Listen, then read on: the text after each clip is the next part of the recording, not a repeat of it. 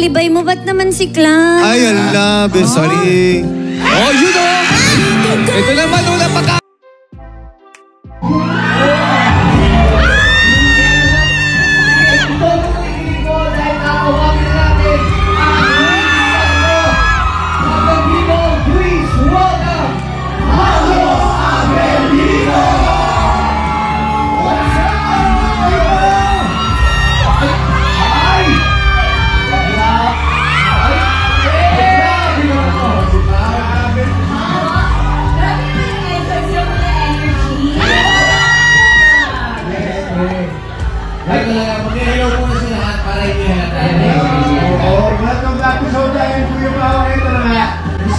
Kasi grabe talaga, doon ako sa premiere kagabi.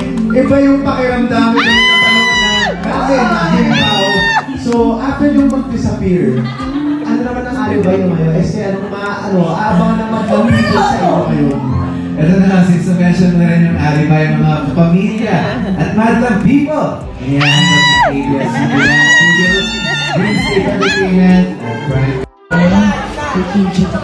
Napakita mo na yung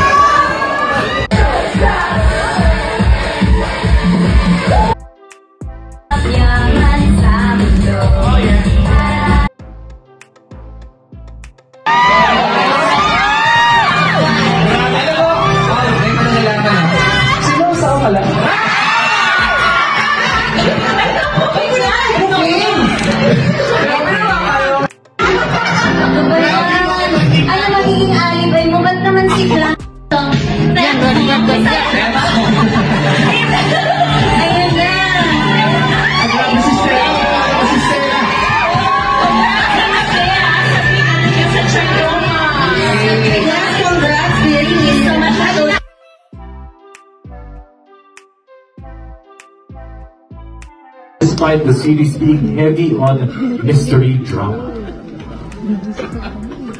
Actually, yung one thing I discovered sa unang sampak pa lang sa show na ito. Nung makita ko magkasama on screen yung dalawa. Yung kilig talaga. Yeah, to those watching online, again, please don't forget to use the hashtag #TheAlibi on Prime. Okay, for our first question, Aya? Later on, we'll get more of our cast and our directors for our the Alibi Grand Premiere. Alright, so once again, thank you to everyone who joined us tonight. Our partners cast, creative team, press, and of course the fans who made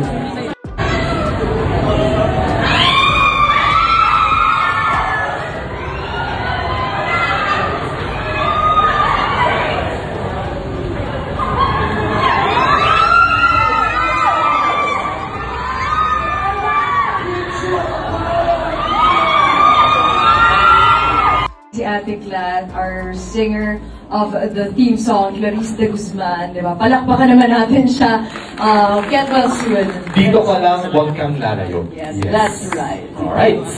Okay, so truly inspiring words from Kim and Pao, and of course, what an exciting journey this has been for everyone behind the Alibi. World-class